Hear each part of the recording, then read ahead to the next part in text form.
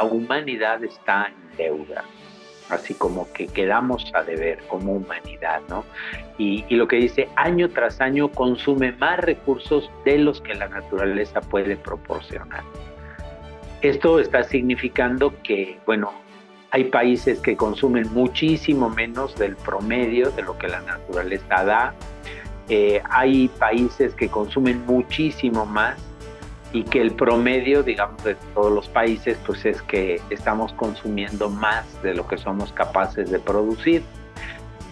Algunos estudiosos también dicen, bueno, si todos aprendiéramos a vivir de una manera cómoda pero moderada, la tierra da muchísimo más de lo que necesitamos. Sin embargo, como hay acumulación, como hay despilfarro, como hay como una desigualdad muy grande en el reparto de las energías, como también muchos países sobreexplotan ciertas energías no renovables, pues entonces estamos quedando en deuda. Y la idea es pues equilibrarnos, ¿no? Podernos equilibrar. Y para esto, pues de lo que nos hablan los principales autores es que se necesita un cambio de mentalidad, ¿no? Y por ahí en el artículo que les acercamos decía cambio de mentalidad, no cambio de clima, ¿no? O sea, lo que nos surge es cambiar la mentalidad ante esto. Es muy poquito lo que alcanzamos a ver del cambio, ¿no? Lo que les ponía yo ahí en la hoja de introducción es que si yo miro la Tierra, pues si yo miro aquí donde vivo, pues todo lo que veo es plano, ¿no? Hay algunas montañas, sí, pero veo plano. Hasta donde alcanzo a llegar en una carretera, cuando voy manejando, pues todo lo que veo en esta carretera es plano. Entonces cuando me dicen, no, pero la Tierra es redonda, pues yo digo, yo no veo dónde está la curva, ¿no?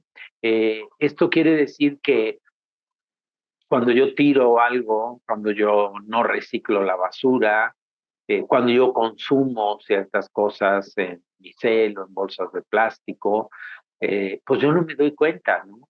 Y yo todavía digo, bueno, pues es una bolsa, ¿no? Al fin y al cabo esa bolsa, si no me la dan a mí, se la van a dar a otro. Y esta es la mentalidad que va haciendo que poco a poco vayamos colaborando con lo que no estamos de acuerdo.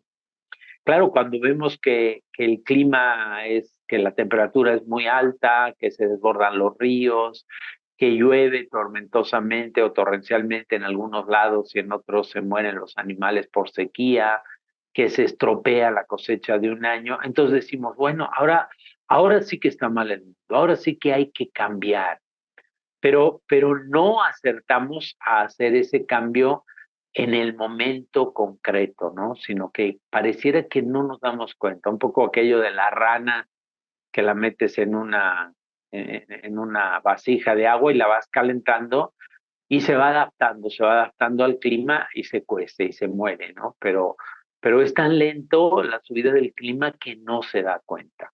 Pues bueno, este sería una introducción. Y la otra introducción es uno de los artículos que vamos, o de los, no de los artículos, de los documentos que vamos a utilizar, es parte de la encíclica Laudato Si del Papa Francisco, que es de las primeras encíclicas o de los primeros escritos que él hizo cuando entró de Papa. Y que él enfatizaba que él tomó el nombre de Francisco porque se daba cuenta de la gran problemática que teníamos ahora con la relación con la casa común, que es la tierra, y que Francisco de Asís pues fue el gran modelo o es el gran modelo de integración entre la humanidad, entre el ser humano que somos, el resto de los seres vivos y la naturaleza, ¿no?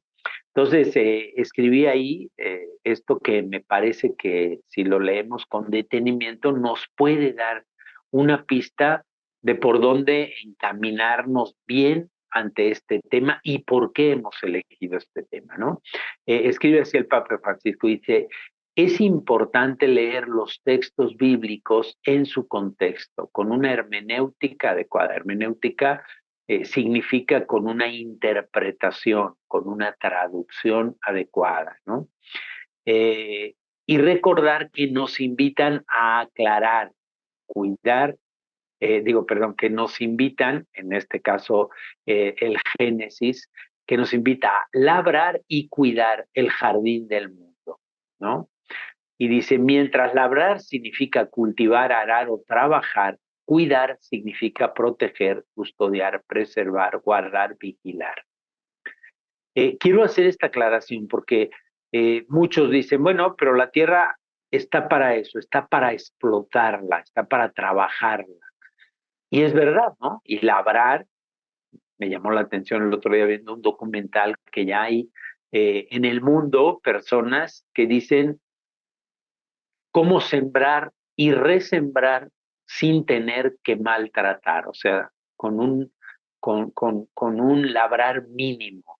Y me llamó la atención, ¿no? Porque esto, puesto en manos de los grandes agricultores que tienen grandes tractores y que quieren no una cosecha, sino si se pueden dos, tres en el mismo año, pues parece que no tiene mucho sentido.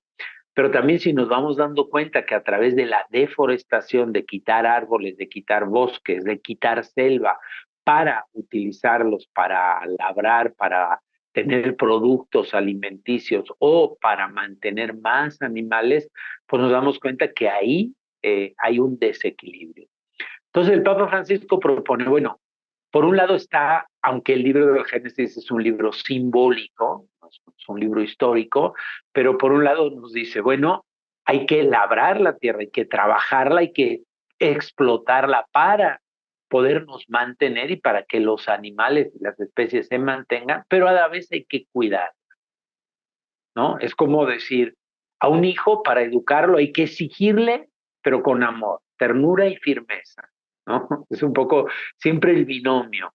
Tienes que exigir si quieres una empresa que sea productiva, pero también tienes que tratar a la gente bien si quieres crear ambientes donde los obreros, los empleados quieran producir. Entonces siempre van de la mano, ¿no? Y entonces el Papa Francisco dice, ¿qué implica esto? Pues esto implica una relación de reciprocidad responsable entre el ser humano y la naturaleza. Reciprocidad responsable. O sea, que, que la naturaleza nos brinda, nos da y que nosotros le damos, ¿no? Cada comunidad puede tomar de la bondad de la tierra lo que necesita para su supervivencia, pero también tiene el deber de protegerla y de garantizar la continuidad de su fertilidad para generaciones futuras. O sea, eh, es así como decir, tenemos a la mano la tierra para nutrirnos de ella, para comer, pero también para cuidarla de tal manera que no se acabe, ¿no? Y ahora en muchos lados, pues ya se está dando cuenta que lo orgánico no solo es una moda, sino que hay que ver cómo contaminar menos la tierra con pesticidas, etcétera, porque si no, ya no se va a poder utilizar la misma tierra y ya cada vez los productos van a ser menos.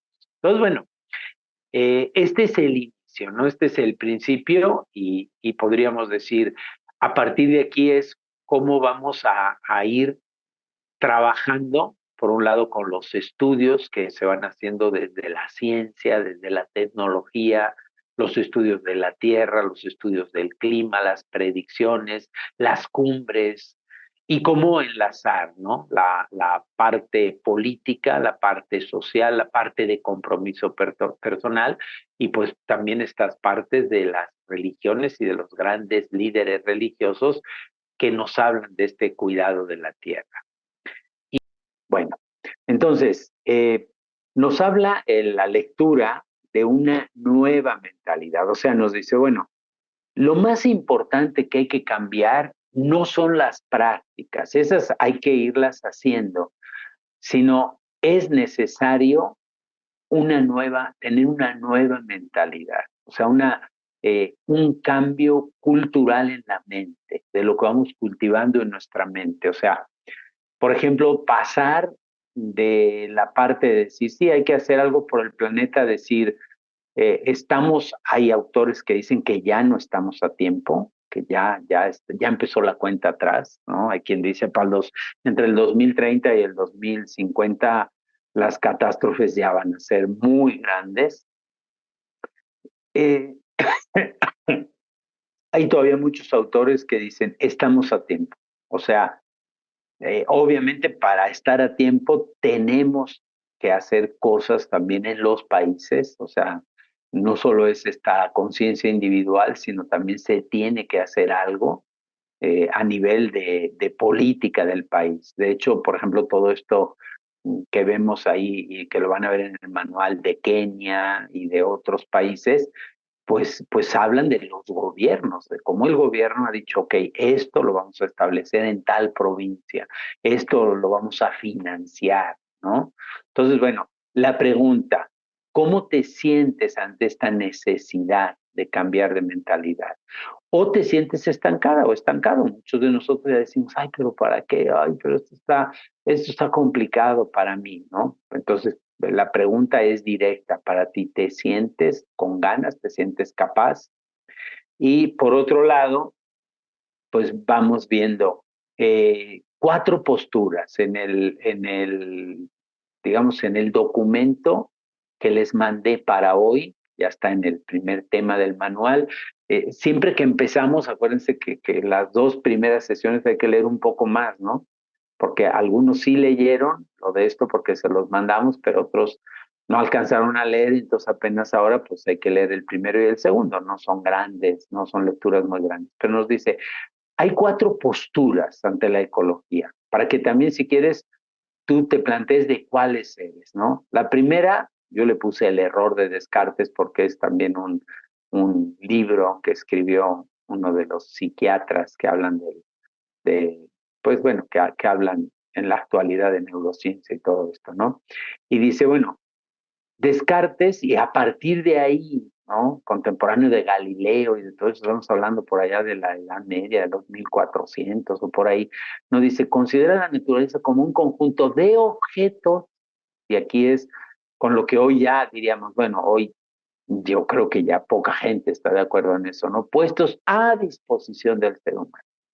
O sea, el ser humano como el dueño de la naturaleza y como dueño puede destruir, puede matar a otras especies, puede hacer, porque él es el dueño, ¿no? Entonces, esta es una primera postura con un gran antropocentrismo que le llaman, ¿no? O homocentrismo, como diciendo el hombre, y ahora ya no se puede decir el hombre, ¿no? El ser humano, el hombre y la mujer, el niño y la niña, es el dueño y todos los demás se le someten, ¿no?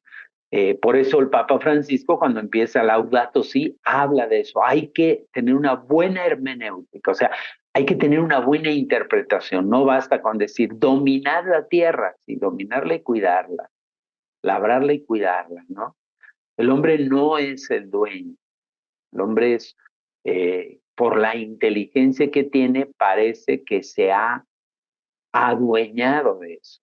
Por eso muchos dicen eh, que el hombre ha hecho a Dios a su imagen y semejanza, ¿no? O sea, un poco tal cual criticando un poco como la postura del ser humano, incluso ante la Biblia, ¿no? Es decir, Dios hizo al hombre a su imagen y semejanza, el hombre ha hecho a Dios a su imagen y semejanza.